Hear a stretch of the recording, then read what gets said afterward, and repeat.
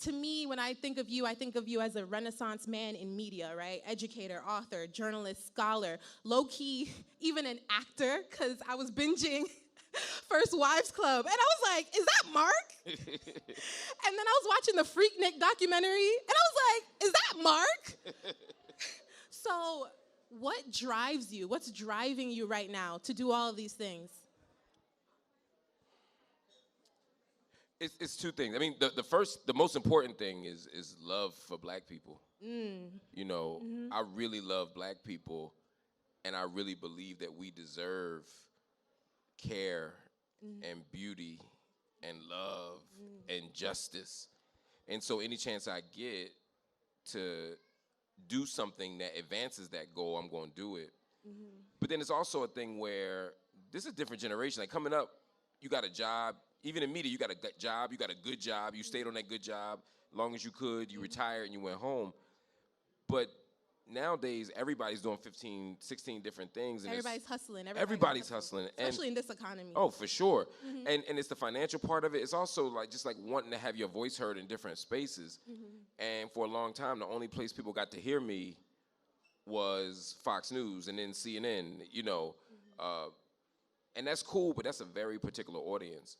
And what I've been trying to do is speak to different audiences to help us get free. You know, everybody ain't on CNN. Everybody's not on Al Jazeera, but YouTube people are there.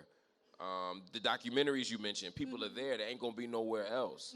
You know, I just did Joe Budden's podcast a couple weeks ago, and it was like a whole different audience of people that might have been familiar with me, but wouldn't have stopped to listen to me until I was with Joe and Flip and et cetera. On his show. Exactly. So just trying to be strategic, and I think for a lot of people out there, as y'all trying to be media makers, or if you are media makers, being strategic about where you go is good for expanding your audience, but it's also good for strengthening your career and your ability to control your own career. You know, because again, you got one job, they can get rid of one job. And I've had one job and been fired from one job multiple times. So now I think about it differently. Yeah, and this gives you a little bit more agency over your life, over your livelihood, over your audience. You were born and raised in Philly, so this is home. Hunting Park and then West Philly. Yep. Big ups, West Philly in the building. Okay, I see you. And North. West, and North. With an F. Yeah. With an F. North.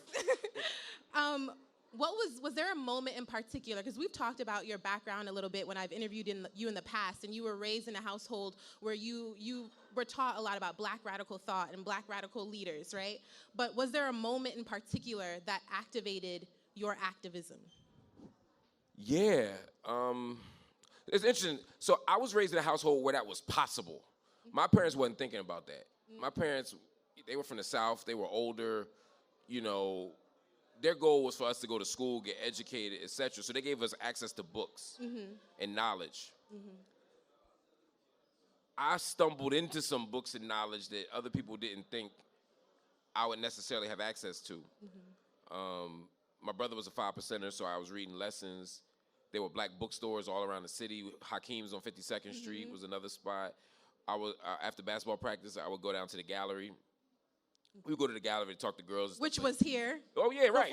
This is the gallery. Gallery turned to fashion. Right? It looks so different, right? We you know, there was a bookstore right in front of the Cinnabon right on like 10th and Market. And so we would go out there, we would talk to girls, do this, but then I would go to the black bookstore and do that. I'd be at 52nd Street building with this dude named Amin Abdullah who ended up dying maybe 5 years ago. But so I was learning a different education in the streets. But what changed my life was reading the autobiography of Malcolm X. After I read Malcolm X, give it up for Malcolm X. And if y'all haven't read it, you should, right? I mean, the autobiography of Malcolm X actually literally changed my life, and I haven't been the same since. Yeah, and I love this. What's amazing about the story of Malcolm X is all the changes and evolutions that he went through. So it humanizes him. and everything that he's done. You know, you talked a little bit about your social media and, you know, meeting people, not just social media, but media in general, and meeting people where they are. You co-authored Seen and Unseen, Technology, Social Media, and the Fight for Racial Justice. Can you speak to the ways visual media, and in turn social media, has been integral when it comes to activism historically? And before you answer, y'all still with me? All right, go ahead, Mark. You know, a lot of times people think social media is new. Yeah. And it is in certain ways. Digital stuff is new. But when I was in the 90s, when I was an activist, a teen activist, we were giving out flyers. That was our social media, right? There was an event at the YMCA on 52nd Street, and so-and-so was speaking. You had their face, their name. You know, there was no link, but here was the phone number, here was the address. You know what I mean? If I was the organizer, I give you my beeper number. You know what I mean? You Not the beeper. I'm serious. Because we had some of y'all know exactly. We had the voicemail on it, so you get all the details from my. You know what I mean? Just beep me or whatever, right? And that was our social media. In the 60s, the flyers were social media. We've always used images and sound as a means of conveying a message, but it's not just, yo, I'm throwing a party, you need to come, right? That's the easy part. It's how we strategically use an image to change how people see the world. For example, August 28, 1955, Emmett Till is killed. Emmett Till is lynched. Black boy accused of whistling at a white woman. Turned out he didn't even do that, right? But they dragged him, they beat him. They beat him so bad, these white men. He was a teenage boy from Chicago who was visiting family in Mississippi. And they beat that boy, dragged him, and threw his body in the Tallahatchie River. And when you saw how bad they beat him, his head was 5 times the normal size. It was gruesome. It was one of the most gruesome things we've ever seen. Now, the reason why that is important is not just what happened, but what we did after it happened. His beloved mother, Mamie Till, saw her boy that had been lynched. She was devastated. I mean, imagine and you have children, understand. I mean, imagine your beautiful baby, still a teenager, beaten. You couldn't recognize his face. And his mom did something that she didn't have to do. She said, we're going to have an open casket. Yep. And we're going to take a picture because I want the world to see what they did to my baby. And then that picture of Emmett Till was on what? The cover of Jet magazine. That was the Shade Room. That was Boss. And back then when Jet came out, every black person that got a fancy job was in there. Every black person that got a promotion was in there. Every black person who could read and got married was in Jet. The Jet Beauty of the Week. Every week I used to read that, right? Like, all of that. That one in particular. Right, exactly. Oh, that's all I did. I opened up, go straight to the Beauty of the Week at my Uncle Bobby's house. That's why I got all these books. But the point is, she used the image and the medium to communicate something that you couldn't articulate through a speech. You see what I'm saying? So now I can say they beat him badly, but when you read Ebony magazine every week, imagine going to Shade Room tomorrow or tonight or in 10 seconds, and you see that disfigured face, you're going to say, what happened? The same way we want to know what happened to George Floyd when we were forced to look at it. That's what Ida B. Wells Barnett, maybe the greatest journalist this country has ever produced, this black woman was doing. That's what Red Record's about. When she was showing you the black bodies hanging from the lynching tree. She was showing you that so that America would have to take notice. America likes to pretend that racism ain't happening, that violence ain't happening. But when Rodney King happens, when Rodney King happens in 92, they got to do something because now they watching him get beat by the police, and they can't pretend that he was fighting back. They can't pretend that he was some monster who was killing cops. No, they had to acknowledge the brutality. When George Floyd had that knee in his neck, they had to do something about it. When Eric Garner had his arms up saying, I can't breathe, they had to do something about that. We have to force America to come to terms with its own evil. And what media allows us to do is strategically do that because our words don't do enough. But when they see that image, when they see that spectacle, things start changing. So August 28th, 1955, a couple months later, we get the Montgomery bus boycott. And August 28th, 1955 turns into August 28th, 1963, which is what? The March on Washington, which turns into August 28th, 2008, when Obama accepts the nomination for the Democratic Party. You start to see the connections. See what I'm saying? Yeah. I love how you're like casually leaning back giving this sermon. Give it up for Mark, y'all. When you talk about that, the brutality of that Emmett Till face and the image, the visceral nature of the image, we're seeing a lot of that on social media today, right? When we think about what's happening in the Middle East. What advice do you give to media makers in the room who are also activists when it comes to navigating censorship? One, be committed to telling the truth. That's first. Because the world doesn't want you to know what's happening right now in Gaza.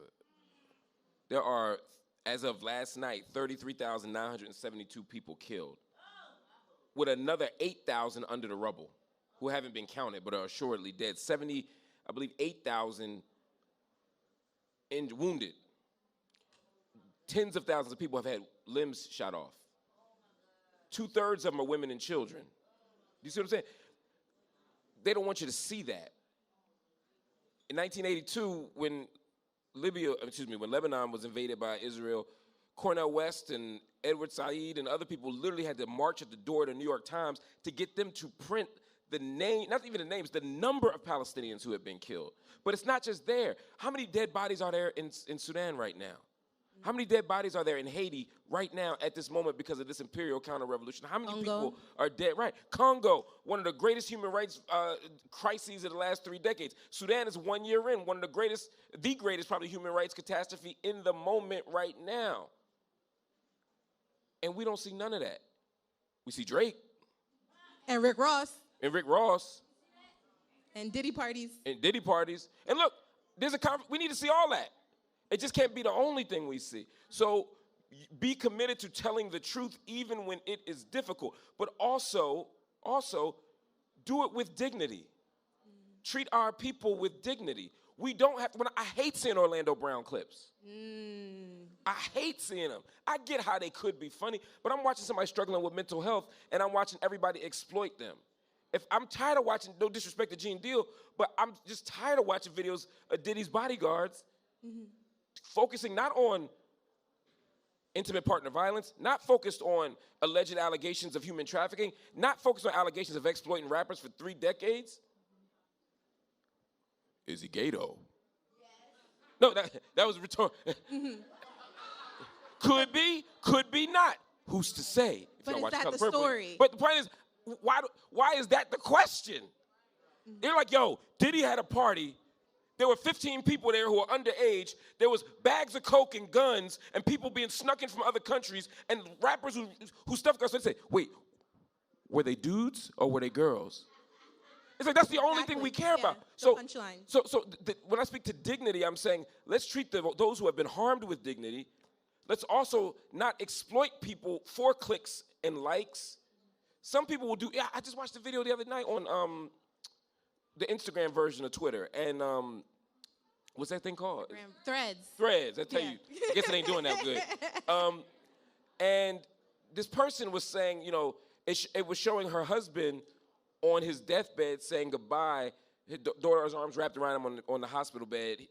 She was crying, holding her daddy because he was dying of cancer and there's nothing else he could do. And I was feeling like, oh my God, this is tragic. I want to help. Then I went into the thread and they were like, this ain't even your video. Yeah. They had literally taken the video from somebody else. And I'm like, but it's like, they don't care because they just want clicks and likes. And there are media makers, there are very prominent so-called social activists in the world who make their money exploiting Black death. And we got to be mindful of that. Because it's tempting to do the thing that will get you a click or a like. And you will get a click or a like, but long term, it's not sustainable. Your career won't be well served for it, and our people won't be well served for it. So just think about that. So my advice is do the work, pursue the truth, but do it for the purpose of justice, not for the purpose of yourself and your career. Yes. Don't exploit, and with intention. Work with intention. Yes, and integrity. Yeah, and integrity. When you mentioned the unrest, for lack of a better word, because that's such a light word for what's happening, that we see happening in Sudan, in Congo, in Haiti, in the Middle East. And when engaging with these issues and talking about them online, how do you guard your mental health? And we were just talking about it a little bit upstairs, but how do you guard your mental health? That's the other part of it. Sometimes I don't watch it. You literally sometimes have to turn it off. I report every single night on my YouTube channel, Gaza, Israel's war on Gaza update. I'm up to today is I don't even remember the day now. 100 something every day. I was watching them. It's probably day 191 or one. So for 192 days in a row, I've had to report how many people died. I've had to talk about the images and the death, and it wears on my spirit. And there are days where I can't even look at the picture of the thing. And one of the things I hate about Twitter is that you can just go on your timeline and you just go in there looking for a joke or trying to figure out, what Rick Ross said about Drake today, or if that verse is AI from so-and-so, or, and before you know it, you get visually assaulted by a dead baby. Because there's no filter, there's no cover, and it wears them. So I don't even like to watch social media streams sometimes because I'm afraid of what I'm going to see. Yeah. And some days I can't take it. I literally can't take it. It's a lot. I was watching. I was in D.C. doing my Al Jazeera show, and I interviewed some Israeli dude. He wasn't Israeli. I'm sorry. He was the U.S. ambassador to Israel, and I was already sort of frustrated from his ridiculous answers. And then I interviewed Hussam Zumlat, who's from the PLO, and I asked him off camera before we even got to the interview. I asked him how he was doing, and this was maybe a month into 2 months in, and he said it's so bad out there that we don't even have food to feed our dogs. He said, and I looked out the window, or my cousin looked out the window is what he said, and the dog was so hungry that it had started to dig under the rubble and was gnawing on the arm of a 7-year-old boy that was under there. What do you do with that? The brutality, the gruesomeness, the pain. It's not. Human beings aren't supposed to live like that. It's unfathomable. It's unfathomable. I didn't need to see those pictures. I also didn't need to broadcast those pictures. Because what I just described to you as a journalist was enough for you to get it. Now, that ain't gonna get me no clicks. If I put that on my Twitter or my Instagram with the picture, I'll get 3 million views. And I'll get a little check from Instagram at the end of the month. But who would I be then? But also, what would I be doing to y'all? But there's some people who would say, and what do you say to those folks who say it's a necessary evil because there's some people who don't move until they see those things, right? It was seeing George Floyd with his knee on his neck that was hard for me to watch, but there were some people who probably need to see that to wake up.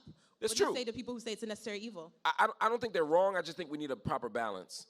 And I think the thing driving it has to be awareness, and again, not exploitation. Yeah. Because if I say you need to wake up from this, I might show you one of them. Maybe 2. But if I'm monetizing it, now you're going to get one every hour. And then somebody's going to start making AI versions of it. And then somebody's going to claim it was their cousin, even though they're from Detroit and not from Gaza. And before you know it, you get what I'm saying? It's a whole industry around it. And that's the thing that I want to guard against. Again, we need the image. We need the Ida B. Wells Barnetts of this generation. But some of these folk, I'm not going to say no names, but some of these folk are out here trafficking in black misery.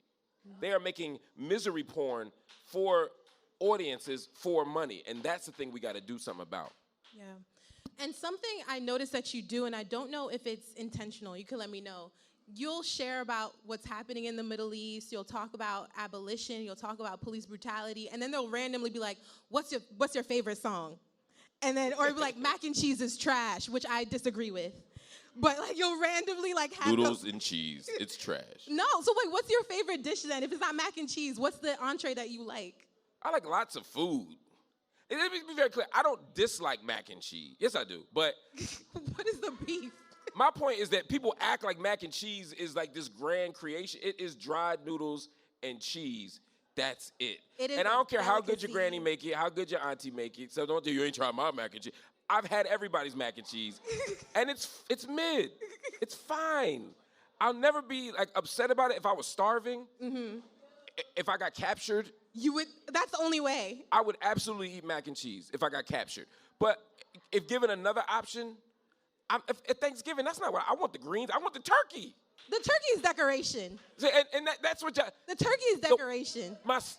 My sister, the white man has programmed your condition to believe that the turkey, my sister, the mac and cheese not is the it for me. cheese. The mac and cheese is it for me. But the point is, mac and cheese is always catching a stray randomly from you. But I'm wondering, is that intentional, that mix of like what you share with your audience amongst the heaviness? It's who I am. Anybody who knows me in real life knows this is kind of just who I am. Like, I'm not sitting around. Like, me and you sat there in an edit booth for a whole summer working on a Palestine documentary, and except when we were actually editing the film, I'm not sitting around like, the Balfour Declaration of 1917 really allotted for the formation of a Jewish homeland in historic mandate Palestine. No, like, we talking about rap, we talking about whatever. I'm making fun of he went to the inferior high school.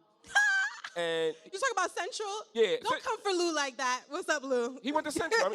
I like vocational high schools. I'm just saying it's a good high school, if you want to do certain things. It's great, but it's just not engineering and science. ENS is a different level. That's all I'm saying. But apparently nobody here with the ENS. That's fine. We got one. That's all it takes. But, like, if you've done creative work with me, you understand that that's not who I am on a day-to-day. If you're just hanging out with me, that's not who I am, right? So my social media presence isn't a performance. Like, some people like to curate their page to make themselves look interesting or funny. A lot of the more fun or interesting things I do, I don't post because I'm also very private. But sometimes I'm in a mood. So the other day, I was coming from D.C. Where was I at? I was at Al Jazeera. I was shooting a show, and I was talking about Haiti, Sudan, I forget, because we did back-to-back shows. But the point is, on the way home, I was listening to music. And I was like, yo, this song is perfect. And then I put on my Instagram page, like, what is a perfect song to you? What do you consider a perfect song? And I listed like maybe 8 songs that I considered perfect. It wasn't because I wanted to divert from Palestine or Haiti. It was because in my headphones at that moment, I had just heard something that reminded me of to me, a perfect song is As, Stevie Wonder. As an example, I don't know if there's a better, if I wanted to explain to somebody what music was, who's from another planet, that would be a song that I would play for them, right? You know what I mean? As around the sun, the earth knows she's revolving, and the rosebuds know to bloom in early May. Just as faith knows love's the cure, you can rest your mind assured that I'll be loving you always. Like, there's beauty in that, right? So I'm like, and the music is perfect, and his voice is perfect. So like, and I listened to like maybe 8 songs that I thought were perfect for different reasons. And they were random, right? Got Till It's Going with Janet and Q-Tip. You had SWV Week.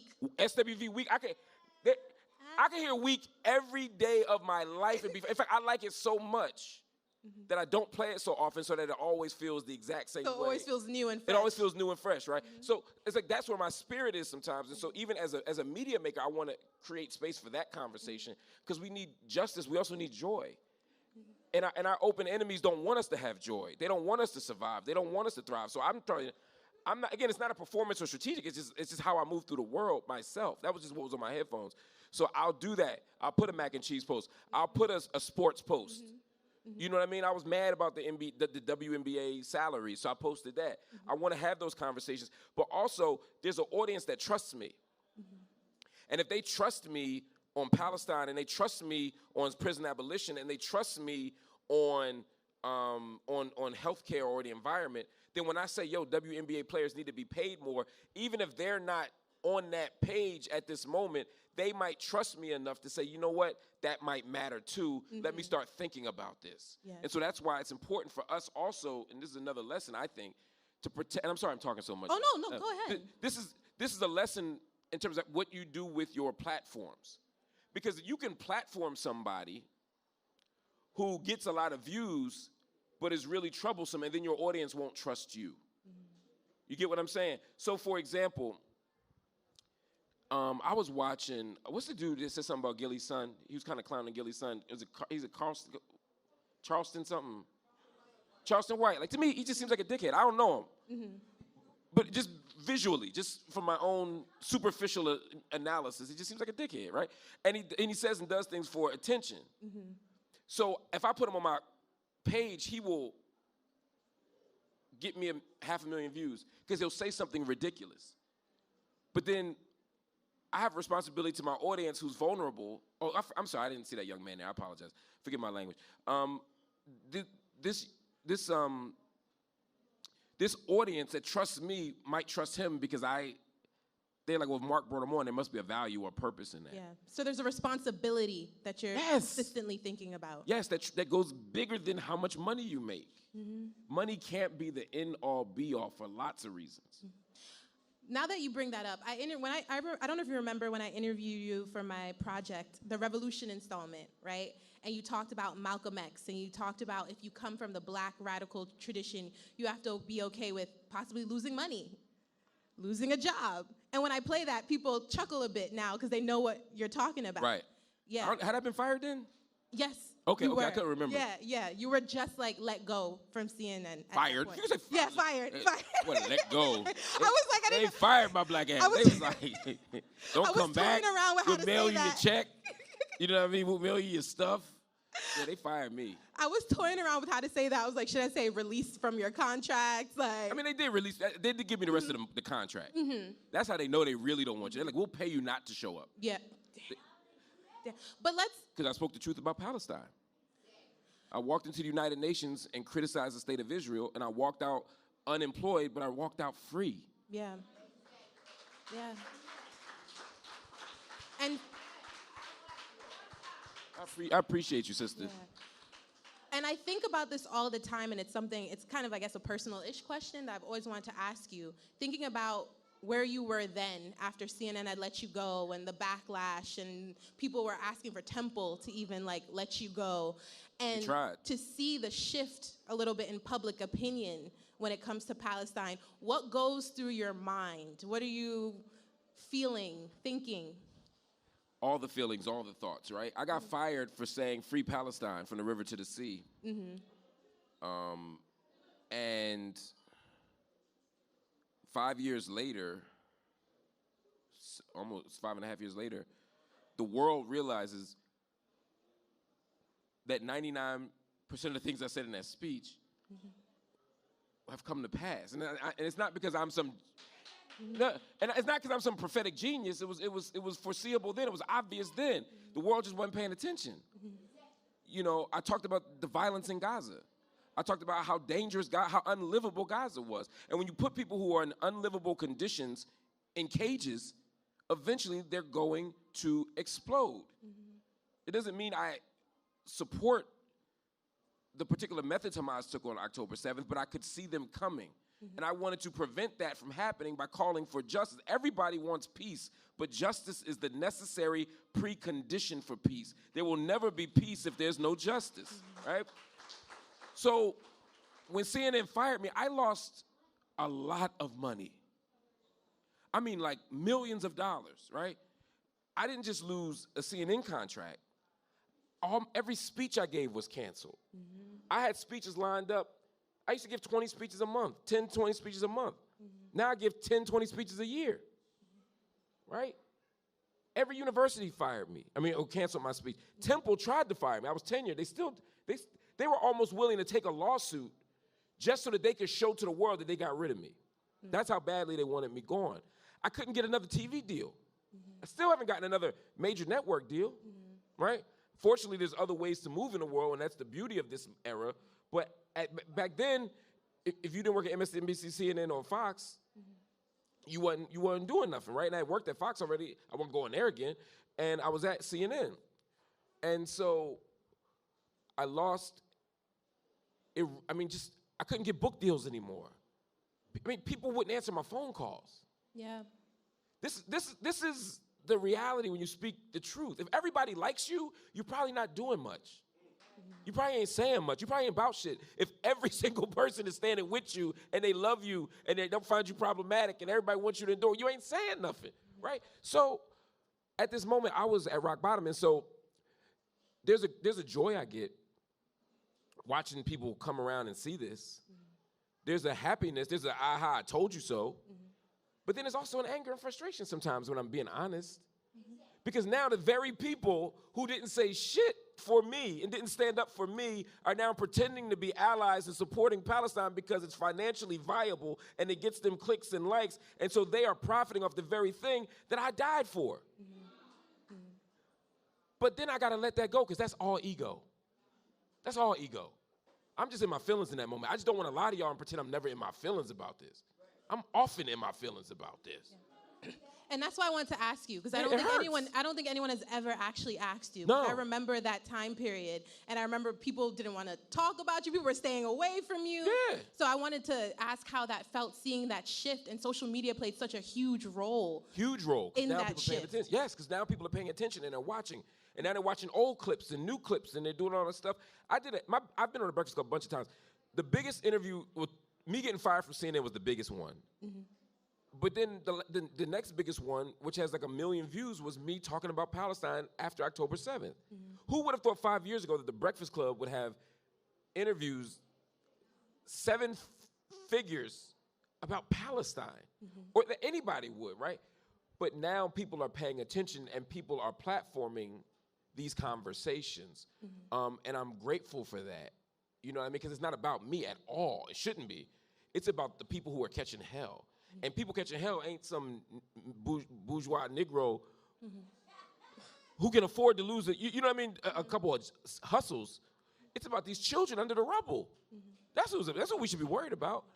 And so when I keep my focus on them, it puts my ego in check. And puts things in perspective. And it puts things in perspective. Yeah. And money will always come back. Your gifts will make room for you, right? Mm-hmm. Just keep working and keep moving with principle, and it will work. I'm not promising you all be rich and famous, but you will be fine if you keep moving with integrity and honesty and in the interest of justice. You'll be fine, I promise. Yes. Thank you, Marc. So we have to wrap soon, but I do want to ask you another question. What strategies do you think social media activists should employ when taking their activism from online and digital to the streets and to tangible change and tangible policy change?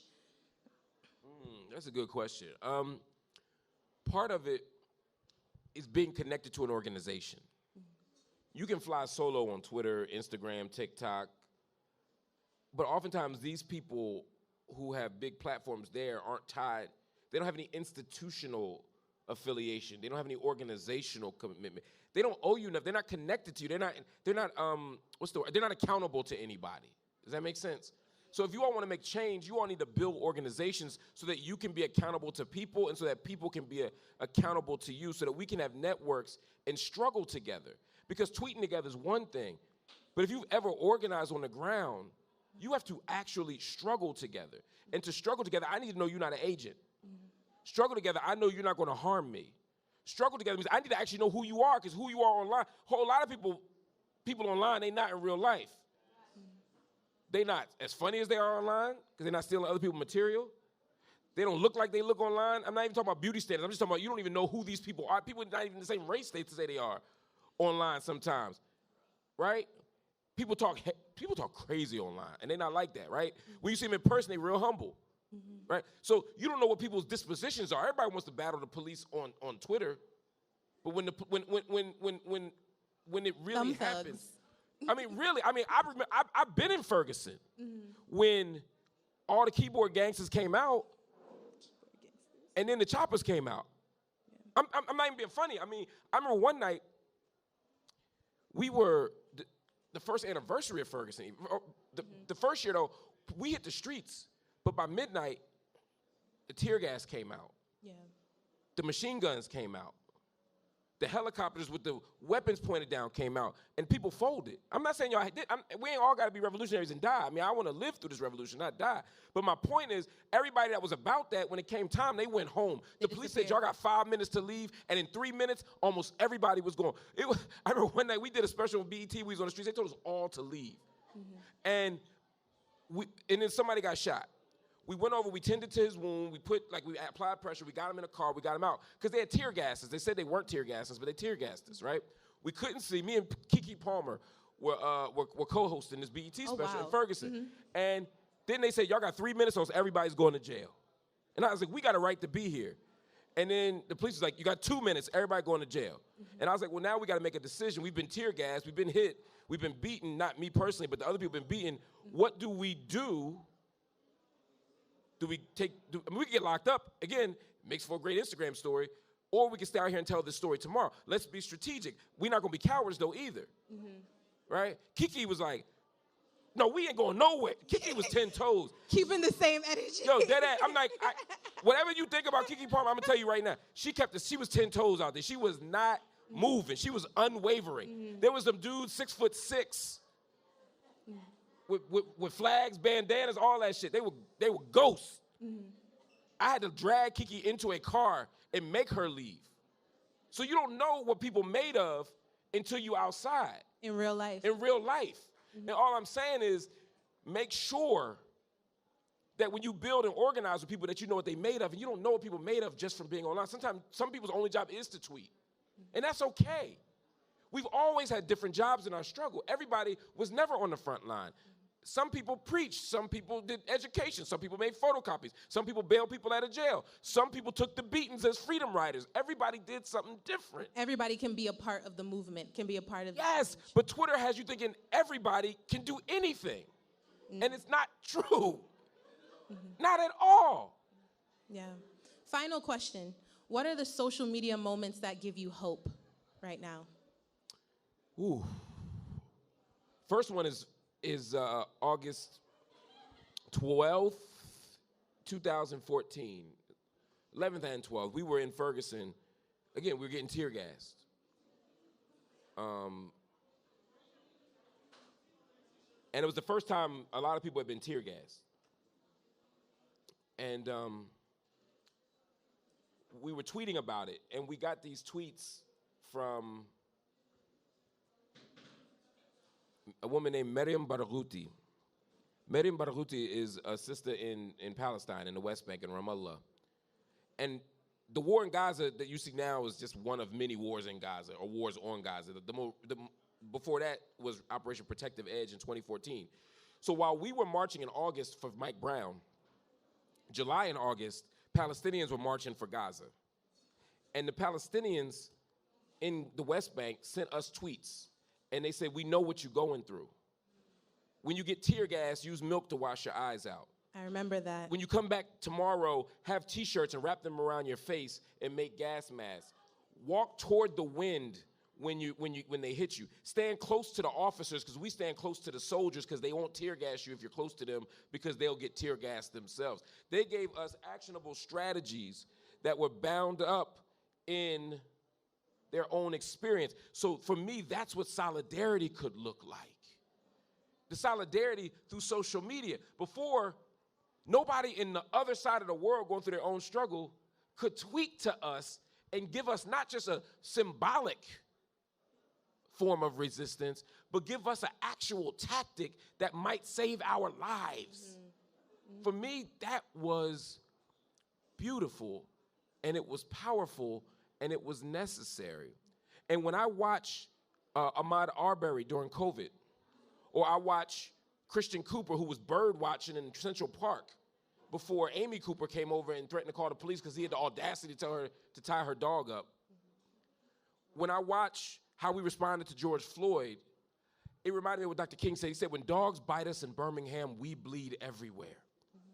When we watch those three instances, and you watch how we as a community responded, we found Amy Cooper's job. Shut it down. We shut it down. You can't be profiting off of your racism. Ahmaud Arbery, they didn't want to arrest Ahmaud Arbery's killers. But our social media campaign made them. They didn't want to do anything about Breonna Taylor. But our social media campaign made them. They act when we make them act. They never do anything. Power, this is what Frederick Douglass said, right? Power concedes nothing without what?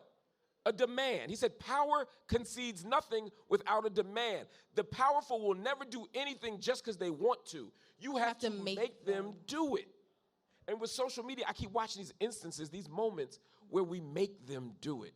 And that's the beauty and the power of social media when we use our power for a purpose. That's what it's about.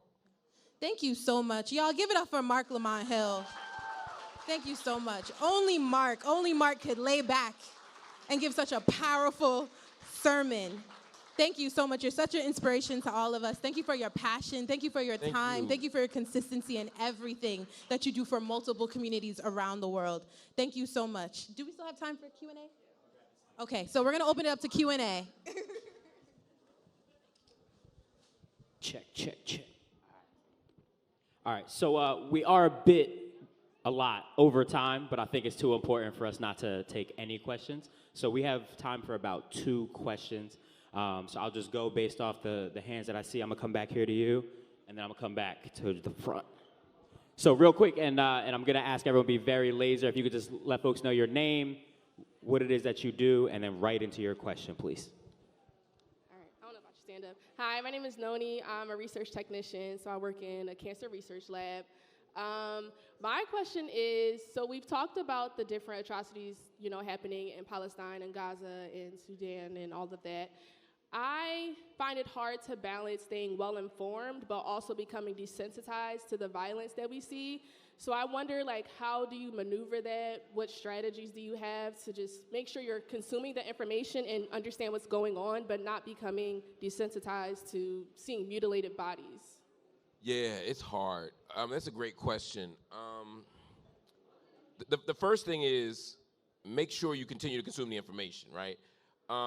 Getting the information I find from different sources sort of changes the energy in the way you consume it so that it doesn't become just one note. A lot of times, U.S. media very easily normalizes violence and death other places because they believe that that's what's supposed to happen there. It's just like when there's a school shooting, right? In a place like Sandy Hook, you never feel like, well, you know what, I'll get inured to the violence of a school shooting. Because every time there's a school shooting, they make you feel like it's the worst thing that's ever happened. Because it is. But let somebody die in Hunting Park. Let somebody die in Logan, a nice town. Let somebody die in Chicago. And, and this weekend, 15 people died in Chicago. They say it was gang-related. We'll be right back. And that's it, right? So it's easy to hear that, right? 10,000 more dead in Somalia of famine. Oh, famine, the way we were taught, famine is what's supposed to happen in Africa, right? Gang violence in Haiti. Oh, well, that's what they do out there, right? Bombing in Lebanon. Oh, that's what they do out there.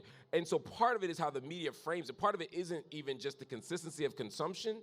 It's the media that we're consuming. So part of what I think we should do is diversify what we consume. Because if you were to watch that on, say, BBC or Al Jazeera, I'm not plugging Al Jazeera, but Al Jazeera, we do it pretty well, or Democracy Now, or all the million podcasts out there, there's a way that all of those sources will make you consume that knowledge differently because they're treating it like it's a crisis. And so you'll always have that energy. At the same time, which goes to your point, sometimes you do have to see the images, right? Sometimes I have to look at what's happening on the ground because you're right. I read the news reports and I hear 5,000 dead or 50 dead. There ain't been a day yet where somebody hasn't died in Palestine, where 20, 30, 40, 50 people haven't died. And if it feels too normal, sometimes I do look at the images and that jars my attention again. Now, again, you have to engage in self-care too. Because if seeing that image also makes you cry or makes you stress or makes you feel a certain way, then you gotta be mindful of that too. Yep. And I just want to ask everyone who's over by the bar and in the back, if y'all could just hold it down for us. We are almost done with this conversation. So I just need y'all to keep it down and respect the space. Thank you. Hello, my name is Cameron Bonds. I'm a filmmaker and I also work in service to older adults. So I thank you all for having this. I would like to ask, we know what spaces like Rec Philly and Uncle Bobby's does for the community. Yeah. My question is, what does you being a leader in that regard do for you? That's a great question. No one's ever asked me before. I was about to say that. That's a great question. Oh my God. Mumia. He's calling me. I'll call him back. If we have more time, I'll let him say hello to y'all, but yeah. It's another podcast you have. Yeah. Mumia Abu Jamal's calling. I was like, I wanted to have him give y'all a shout out, but we ain't got time because it's running late. let's the question. What does it do for me is an interesting question that I don't think about enough because I try not to think about it in that way. But it's it's an important question to think about. The short answer. The short answer is, it makes me feel like I'm mattering. It makes me feel like I'm doing my part. I don't feel like I do something that deserves extra praise. All of us have to do something every single day. I think Tavis Smiley said this to me. He said, he said every night he prays, before he prays, he goes to bed, he said, God, let me have done something to not make me feel so ashamed. You know, like every day, let me just do something, right? And so sometimes the something is structural. Like I build an institution and I try to make Uncle Bobby's matter to young people. That some young man's gonna walk in, or some young woman's gonna walk in, or some old head's gonna walk in and say, I wanna read a book that's gonna change my life, and we can give it to them. But then on a day-to-day, I try to produce media, I try to ask questions, I try to do acts of political resistance that every day make me feel like I have earned my space here. I've been blessed with so much. Me doing the work that I do isn't a hookup, it's not a act of generosity, it's my duty. Because real people are dying. I'll leave you with, Angela Davis, long before we celebrated her, was an enemy of the government. She sat in a prison cell facing 3 death sentences. And as she sat there, James Baldwin wrote her a letter. And at the end of the letter, he said, those of us who know the truth and do nothing are worse than the murderers hired in our names. He said, if we know the truth, then we must treat your life as if it were our own, which it is, and render impassable with our bodies the corridor to the gas chamber. And render impassable with our bodies the corridor to the gas chamber. Because if they come for you if they come for you in the morning. In the night. I'm sorry, if they come for you in the, wait. If they come for you in the night. Right. If they come for me in the night, they'll come for you in the morning. Yes. Yes. Right. Right. And that's a powerful thing, right? Right? If they take you in the night, they will come for us in the morning. Right? You're the one at stake right now. But all of us are next. Right? But again, those of us who know the truth and do nothing are worse than the murderers hired in our names. We know the truth. Doing the work is not a duty. Making positive media is not extra, right? Creating spaces for justice and resistance is not something you do after you get your bag. It is the work.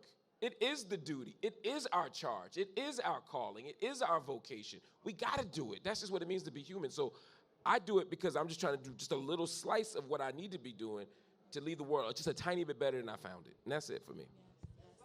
Marc, before you go, can you plug where we can find you, follow you, all of that? I'm at Marc Lamont Hill on all social media platforms. I particularly would love if people could check out the YouTube channel. Go to my YouTube channel. I put up content every single day. Tonight, I'm actually doing an interview at 10:30 p.m. on my YouTube channel show called Night School. Tonight? Damn. With Dee Barnes. If y'all don't know Dee Barnes is one of the most prominent and influential black hip hop journalists ever. Black woman hip hop journalist. She had a show called Pump It Up, and she lost her position in hip hop largely because she got beat up by Dr. Dre at a party and sued, and she got castigated and basically kicked out, blacklisted from hip hop. And at one point she was raising money to pay her rent. So we got to protect black women. We got to protect the legacy of hip hop journalism. And so check that out. So go to my YouTube channel, subscribe, join, do all that stuff. That would be a blessing. Thank you. Thank you so much, Marc. Thank you for waking us up. Give it up for Dr. Marc Lamont Hill. Keep it going, y'all. For Marc Lamont Hill.